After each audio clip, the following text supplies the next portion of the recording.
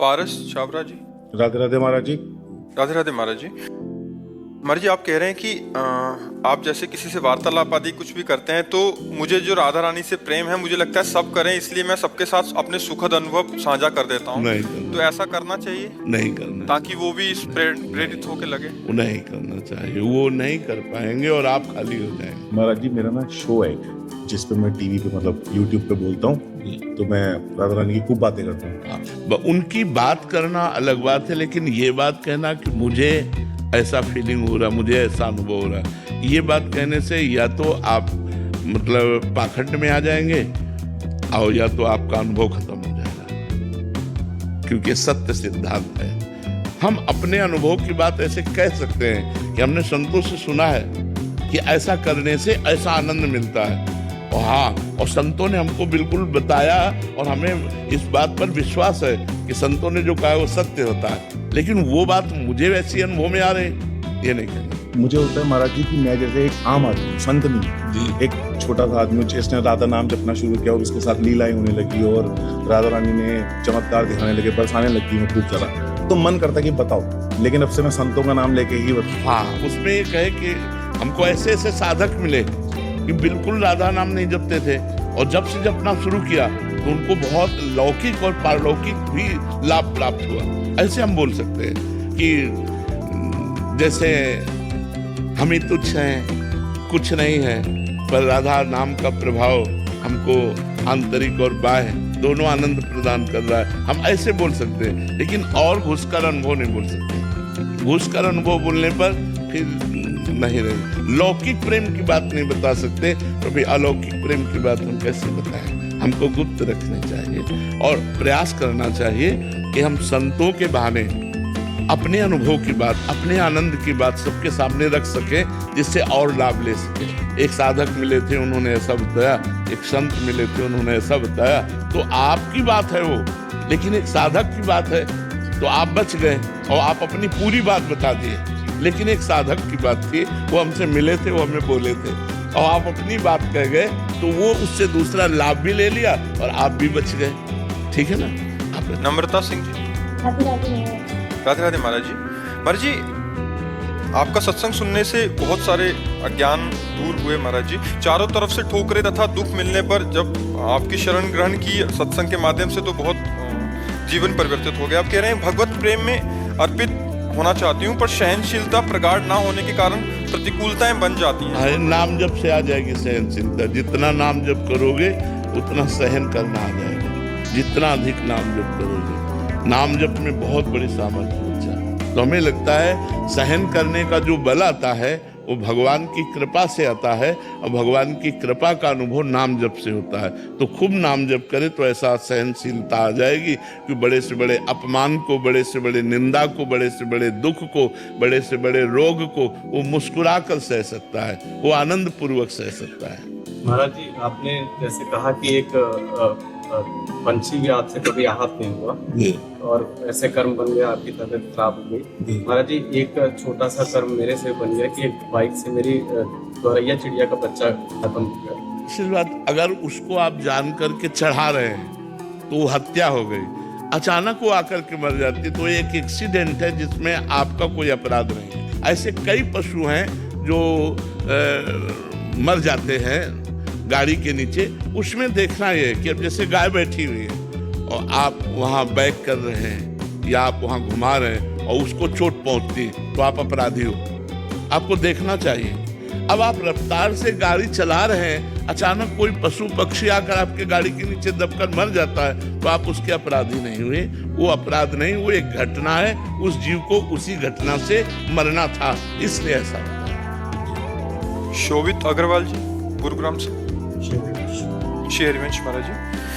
महाराज जी, मेरा प्रश्न है कि जब जीवन में ऐसा अनुभव हो कि भगवान प्रसन्न है, तब जीव को भीतर क्या अनुभव करना चाहिए और कौन सा आचरण अपनाना चाहिए जिससे भगवान की प्रसन्नता? ऐसे किन लक्षणों से समझ लिया कि भगवान प्रसन्न है? सत्संग मिल गया, तीर्थ के दर्शन हो गए, संतों का संग मिल गया, और ऐसा बार बार हुआ। ये तो बाहरी बात है, ये तो बाहरी बात। सांप बिल के अंदर बैठा हुआ, ऊपर लाठियां सैकड़ों चला दी, उसको कोई फर्क पड़ा क्या? आप हमें बताइए। फर्क तो तब पड़ा जब अंदर घुस के उसको मारो। तो अज्ञान रूपी सांप अभी तो अंदर बैठा हुआ है। ये तो बाहरी बात हुई, बाहरी प्रहार हुआ अज्ञान पर। आंतरिक प्रहार क्या है, आंतरिक स्थिति क्या है, समझ रहे हो ना? आंतरिक भगवान की कृपा तब मानी जाती है जब निरंतर अव्यावृत भजन हो, अखंड स्मरण, हर समय श्वास प्रश्वास भगवान का चिंतन चल रहा है, भगवान का नाम चल रहा है। अब अंदर अज्ञान मरेगा, अब मन मरेगा, अब विषयों का नाश होगा और भगवान की प्राप्ति होगी। तो भगवान प्रसन्न है, ये बाहरी लक्षण और आंतरिक लक्षण कि हमारे अंदर भगवान की स्मृति जाग जाए। नष्टो मोहा स्मृति लब्धा तत्प्रसादान में अच्युता। अर्जुन जी भगवान श्री कृष्ण से संपूर्ण गीता सुनने के बाद कहते हैं नष्टो मोहा, मोह का नाश हो गया। मोह माने अज्ञान। अब गीता जी सुनने के बाद अज्ञान का नाश हो गया। नष्टो मोहा स्मृति लब्धा, अब आपकी स्मृति जागृत हो गई। कैसे? तो प्रसादान में अच्युता, हे अच्युत आपकी कृपा प्रसाद से। भगवान प्रसाद है मतलब प्रसन्न है, भगवान का कृपा प्रसाद, भगवान प्रसन्न है। क्या प्राप्त हुआ? स्मृति लब्ध्वा तत्प्रसादान में अच्युता, हे अच्युत आपके कृपा प्रसाद से मोह का नाश हो गया और आपकी अखंड स्मृति प्राप्त हो गई। ये बात, भगवान प्रसन्न है। तीर्थ यात्रा, संत समागम, दान पुण्य, परोपकार, ये बाहरी लक्षण है। अंतर का लक्षण सतत भगवान का नाम स्मरण। नाम स्मरण चल रहा है भगवान का अंदर से, भगवान की याद, भगवान की स्मृति, भगवान के लीला गुण का चिंतन। अब संपूर्ण भगवान की कृपा है। अगर हम बाहरी संत समागम करें, तीर्थ यात्रा करें, परोपकार करें और अंदर से विषय चिंतन करें और विषयों का सेवन करें, बात तो कूड़ा ही रही ना, बात में रंग थोड़ी आया।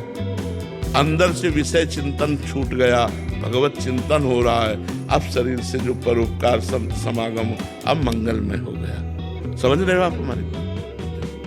डॉक्टर टॉनी गुप्ता जी, कोटि कोटि प्रणाम गुरु जी। गुरुदेव भगवान, मेरा प्रश्न है कि ऐसा क्या करें जो हमारे भजन बढ़ता रहे और पुष्ट हो? कभी कभी भजन बहुत बढ़ता है और कभी एकदम कम हो जाता है, ऐसा क्यों? भजन स्थिरता। भोजन सुधार करो, संग सुधार करो, देखना सुनना सुधार करो, भजन तो सुधार हो जाएगा। अब हमारी बात, मोबाइल से व्यर्थ की बातें देखना बंद करो, लोगों से व्यर्थ की बातें करना बंद करो, गंदे आचरणों पर ब्रेक लगा दो, भोजन पवित्र पाओ। अपने आप भजन देखो बनता है कि नहीं बनता, भजन में उत्साह आ जाएगा। ये सब पदार्थ जो है रजोगुण प्रकट करते हैं। शतोगुण के लिए हमें सात्विक भोजन पे आना पड़ेगा। जिसका भोजन नीरस उसका भजन सरस, और जिसका भोजन सरस उसका भजन नीरस। ये हमने देखा है। और रूखी सूखी 4 रोटी थोड़ी सब्जी पालो, भजन में मन लगे। जो अच्छे अच्छे पदार्थ कहे जाते हैं ये रजोगुणी होते हैं, रजोगुणी संसार की तरफ भगाते हैं। तो भोजन का यदि सुधार हो, कम भोजन करो। जैसे भोजन हमें ऊर्जा शक्ति प्रदान करता है, लेकिन हम छक के भोजन पालें तो हमारी ऊर्जा शक्ति को नष्ट करता है। हमें भूख में इतना भोजन पाना चाहिए कि मतलब जैसे हम 4 रोटी पा लिए और हमें लगता है कि अभी 1 रोटी और पा सकते हैं, तो अब नहीं पाना चाहिए। 1 रोटी की गुंजाइश रखनी चाहिए कि अभी हम इतना भोजन पा सकते हैं, तो छोड़ दो, मत पाओ। थोड़ा भूखे रहना, भोजन के बाद थोड़ा लगना चाहिए कि अभी मैं पा सकता हूँ। इतना अगर भोजन पाओगे तो शरीर आपका स्वस्थ रहेगा। मोटा होना स्वस्थ नहीं कहा जाता, शरीर का बहुत चर्बीवान होना स्वस्थ नहीं कहा जाता, स्फूर्तिवान होना स्वस्थ कहा जाता है। और चिंतन परायण स्वस्थ। तो भोजन का सुधार करो, देखने सुनने का सुधार करो, बोलने का सुधार करो और नाम बार बार हठपूर्वक जपो तो भजन में प्रीति हो जाएगी। आयुष जी, श्री हरिवंश महाराज जी। महाराज जी, भगवत प्राप्त महापुरुष अपने अंतिम समय में क्या क्या लीलाएं करते हैं? क्योंकि प्राय देखा, अगर वो कुछ करते हैं तो भगवत प्राप्त कहाँ हुए? अगर वो कुछ करते हैं तो भगवत प्राप्त कहाँ हुए? जो भगवत प्राप्त हो गए तो वो तो खिलौना है, अब जैसा भगवान कराएंगे वैसा होगा, है ना? क्या है, जैसे कुछ शिष्यों को वो दूर कर देते हैं उनकी अंतिम लीला के समय। अब वो भगवान जैसा उस समय उनके करवाते। अब वो भगवान के हाथ के खिलौना है, वो यंत्र हैं। अब यंत्री जैसा रिमोट दबाएगा वैसा वो नाचेंगे। जो सिद्ध महापुरुष होते हैं वो भगवान के हाथ के खिलौना होते हैं। जैसा भगवान उनसे करवाना चाहते हैं वैसा व्यवहार होता है। अब वो स्वयं करता नहीं रहे। अगर स्वयं करता रहे तो भगवत प्राप्त कैसे होगा? जब कर्ता भाव ही खत्म हो जाता है तभी तो भगवत प्राप्त होता है। जो भगवत प्राप्त हो गया तो भगवान उससे लीला करवाते हैं। अब वो कभी क्या लीला करते हैं अपने बस की बात नहीं समझना। इसलिए संत महापुरुष जो भगवत प्राप्त है केवल नमस्कार है और उनकी आज्ञा का पालन करें, उनके बाहरी व्यवहार को न देखें। बाहरी व्यवहार तो बड़ा विचित्र उनका होता है। अब वो उनका काम तो हो गया है तो संसार में उन्मत्त है। अब उनकी तो कोई ये नहीं, देखा तो उनके है नहीं, सीमा तो है नहीं, वो उन्मत्त है। भगवदा अनुभूति में वो आनंद में मस्त है। भगवान जैसी प्रेरणा करते वैसी लीला होती। किसके द्वार खड़े हो जाए जाके, किसका उद्धार कर दे, किससे मिले, कब मिले, क्या मिले, कैसे मिले, ये सब भगवान के ऊपर है। उनकी कोई इच्छा नहीं, वो निरपेक्ष है। वो भगवत प्राप्त हैं तो अकर्ता है। उनके अंदर कोई कर्तापन का भाव नहीं कि मैं ये करूं या ये कर सकता हूं, ऐसा भाव नहीं रहता। नितिन कुमार जी, राधे राधे महाराज जी। महाराज जी, प्रारब्धवश जीवन में कुछ कठिन परिस्थितियां आ गई हैं। हम उन्हें भगवान का प्रसाद मानकर सहन कर रहे हैं, पूजा पाठ, नाम जप और साधना भी कर रहे हैं, फिर भी मन में एक डर सा बना रहता है कि आगे इससे भी अधिक विकटता बना रहता है। किसका प्रश्न है? हाँ, ये बना रहता है क्योंकि अभी हमें पूर्ण विश्वास नहीं, हम अभी अपने परमात्मा को पूर्ण जानते नहीं, अपने भगवान को जानते नहीं। समस्या इतनी बुद्धि है, भगवान अनंत है, वो चाहे जितना विकराल रूप समस्या धारण करे जरा सी है। भगवान अनंत महिमाशाली है। एक बार ब्रजवासी सब गाय चरा रहे थे तो मुंजा टबी वन है, मुंजा टबी वन में आग लग गई। वैसे ही जंगल में आग लग जाए और बड़ी हवा चलने लगी और बीच में वो फंस गए मुंजा टबी में। अब उन्होंने पुकारा, हे कृष्ण, हे करुणा, अब तुम इस दावानल से हमारी रक्षा कर सकते हो, इस जंगली आग से हमारी रक्षा कर सकते हो। भगवान ने सब सखाओं से, ग्वाल वालों से कहा, आप सब लोग आंख मूंद लो। सबने आंख मूंद ली।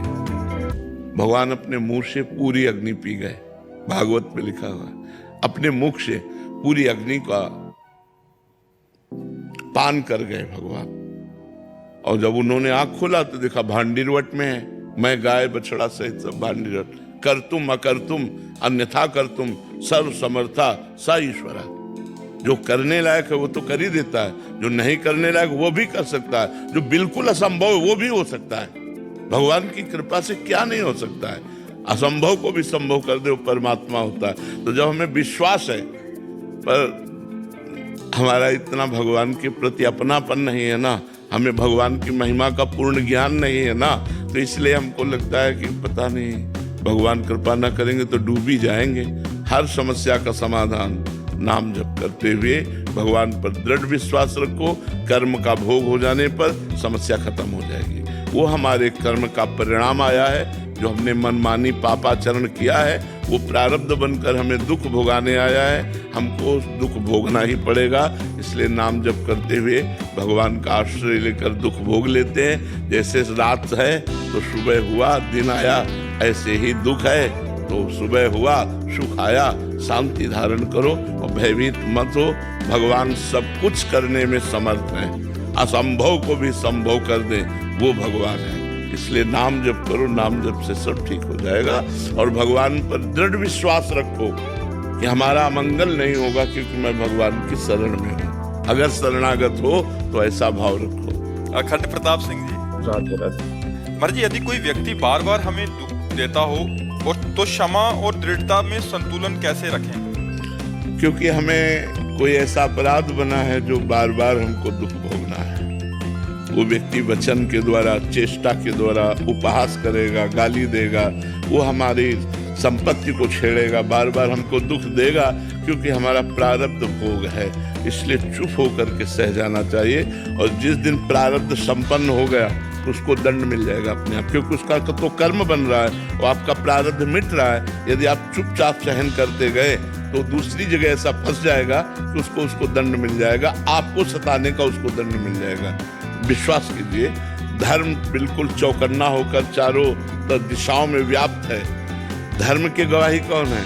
दिन रात, आकाश, पृथ्वी, वायु, जीवात्मा, ये सब इंद्रियां, मन, यही गवाही है। जिनके द्वारा तुम कर रहे हो ना, यही गवाही है।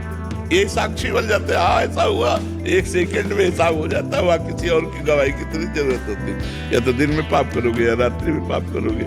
जो पाप करोगे मन और इंद्रियों से करोगे, और जीवात्मा तो है ही है, मन है, इंद्रियां, ये सब गवाही है। सत्य साक्षी के लिए किसी और की गवाही की जरूरत नहीं पड़ती है। तो इसलिए आपका प्रारब्ध है, आप उसे भोग लीजिए, और जो सामने आपको दुख दे रहा है उसका नवीन कर्म बन रहा है। जब आपका भोग समाप्त हो जाएगा, उसका भोग शुरू होगा, दूसरी जगह फंस जाएगा और दंड विधान में वो अपने जो किए हुए कर्म का फल है वो प्राप्त कर लेगा। इसलिए आप शांत रहिए, गंभीर रहिए। जैसा भी हो, जब आपको सहा न जाए तो भगवान के सामने बैठ करके प्रार्थना कीजिए, प्रभु मुझसे अब सहा नहीं जा रहा। आप देख लीजिए, वो विधान बना देंगे, वो विधान बना देंगे, हमने देखा है। तनिष्का सेठी जी, राधे राधे महाराज जी। महाराज जी, संसार में रहते हुए, नाम जप करते हुए, क्या हमें अपने माता पिता, भाई बहन से अपेक्षा या लगाव होना चाहिए या नहीं? बिना प्रेम के कर्तव्य कैसे निभा सकते हैं? वैसे लगाव मोह जनित नहीं होना चाहिए, भगवत भाव जनित होना चाहिए। किसका प्रश्न है? हाँ, लगाव भगवत भाव जनित होना चाहिए, मोह जनित नहीं होना है। मोह जनित होने पर फिर आप दुखी हो जाएंगे। आप अपने भाई से प्यार करेंगी और कुछ समय बाद आप अपेक्षा रखेंगी कि भाई आपको वैसा ही प्यार दे, और समय परिवर्तन होने पर उसकी बहू आ गई, उसके बच्चे हो गए, और वो आपकी तरफ देखना भी बंद कर दिया, बोलना भी बंद कर दिया, बुलाना बंद कर दिया, तो आप दुखी होंगी कि मैंने तो इतना भाई से प्यार किया और भाई हमारा। तो अगर हम अपेक्षा रखते हैं और मोह युक्त प्यार करते हैं तो परिणाम में दुख प्राप्त होगा। यदि हम निरपेक्ष रहते हैं और भगवत भाव से प्यार करते हैं कि हमारे भाई में भी तो भगवान विराजमान है, हमारी माँ में भी भगवान विराजमान है, हमारे पिता में भी भगवान विराजमान, खूब प्यार करो, प्यार की रोक नहीं, लेकिन भगवत भाव होकर और अपेक्षा रहित होकर। आपने उनके साथ जो अच्छा बर्ताव किया उसके बदले में आप अपेक्षा न रखें कि वो आपको भी ऐसा सुख दे तो आप सुखी हो जाओगे। तो वही कर्म आपको भगवत